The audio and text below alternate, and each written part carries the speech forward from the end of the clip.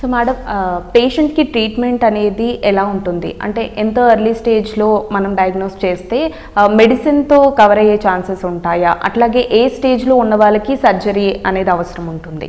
Mostly sir చెప్పినట్టు tumours benign and malignant ఉంటుంది కదా. బినైన్ ట్యూమర్స్ స్లోగా గ్రో అవుతాయి. It will take at least 2 to 3 years అలా ఉంటుంది. Meningiomas mostly benign tumours. So ఎప్పుడైతే మెనింజియోమా పేషెంట్ మనకి స్కాన్లో మెనింజియోమా అని తెలుస్తుందో, patient clinical features scan correlate అవుతున్నాయా, హెడ్ఏక్ సింపుల్ హెడ్ఏకే ఉందా లేకపోతే ఇంకేమైనా వీక్నెస్ ఉందా అవన్నీ చూసుకుంటాం. If size is small we prefer follow up patient చెప్తాము. 3 months 6 months 12 months అలా ఫాలోఅప్కి ఉండండి.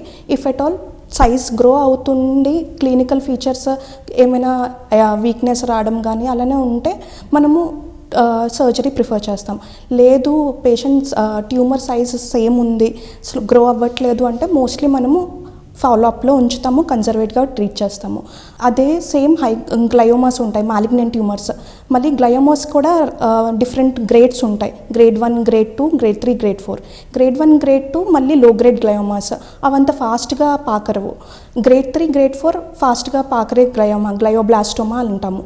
ఇప్పుడు గ్రేడ్ 1, గ్రేడ్ 2 ఒకవేళ సైజ్ చిన్నగా ఉండి ఓన్లీ సింపుల్ హెడ్ఏక్తో ప్రెజెంట్ అవుతే పేషెంట్, అది కూడా మనం ఫాలోఅప్లో ఉంచుతాము.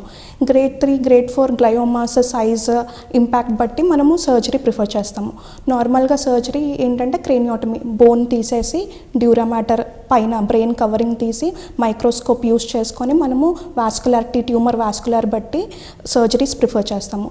దాంట్లో కూడా మనకి అడ్వాన్స్మెంట్స్, టెక్నికల్ అడ్వాన్స్మెంట్స్, క్యూసా ఇవన్నీ ఇప్పుడు తరచుగా మనం వాడుకుంటూ ఉంటున్నాము. క్యూసా అంటే మనము బ్రెయిన్ డెప్త్లో ఉంటే వాస్కులర్గా ఎక్కువ ఉంటే మనము క్యూసా యూస్ చేసుకొని బ్రెయిన్ ఎక్సిషన్ కానీ ఇవన్నీ ప్రిఫర్ చేస్తాము. If at all deep brain tumours, లోతుల్లో ఉన్న ట్యూమర్స్, వైటల్ స్ట్రక్చర్స్ దగ్గర ఉన్న ట్యూమర్స్కి ఏం చేస్తామంటే చిన్న సైజ్ అయితే మనము స్టీరియోటాక్టిక్ బయాప్సీ తీయడం కానీ ఇలా చేస్తాము. అది గామా నైఫ్ అని ఇప్పుడు ప్రివలెంట్గా మేజర్ సెంటర్స్లో యూజ్ చేస్తున్నారు. If at all patient basal ganglia tumours అలాగేమైనా ఉంటే మనం న్యూరో నావిగేషన్ గైడెడ్ బయాప్సీ కానీ neuro navigation guided craniotomies prefer చేస్తున్నాము.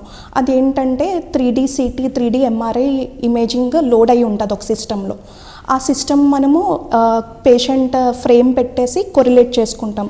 సో డెప్త్, ట్రాజెక్టరీ ఇవన్నీ మెజర్ చేసుకొని మనము ఒక పాయింటర్ ద్వారా ఆ స్ట్రక్చర్ దగ్గరికి వెళ్ళి సర్జరీస్ చేయడం కానీ బయాప్సీ తీయడం కానీ చేస్తాము. And last but not the list, ఇప్పుడు మేజర్గా పెద్ద సెంటర్స్లో అవేక్ క్రేనియోటమీస్ చేస్తున్నారు. అదేంటంటే ఎలోక్వెంట్ ఏరియా, బ్రెయిన్లో ఎలోక్వెంట్ ఏరియాస్ ఉంటాయి. అంటే మనము మాట్లాడే ఏరియాస్ కానీ కాలు చేతులు మూమెంట్ అయిన ఏరియాస్ కానీ ఉంటాయి. సో అవేక్ క్రేనియోటమీస్లో ఏంటంటే ఎనెస్థిస్ట్ సెట్టింగ్ ఇవన్నీ మంచిగా ఉన్న ఏరియాస్లో ఏంటంటే పేషెంట్కి అవేక్గా ఉంచి సర్జరీ చేసినప్పుడు వాళ్ళ చేత మాట్లాడిస్తాం, మూమెంట్ చేయనిస్తాం. సో ఇఫ్ మూమెంట్ తగ్గుతుంది అంటే ఆ ఏరియాకి రీచ్ అయ్యాము అని చెప్పి ఆగుతాము. సో ఇవన్నీ సర్జరీ మొడాలిటీస్.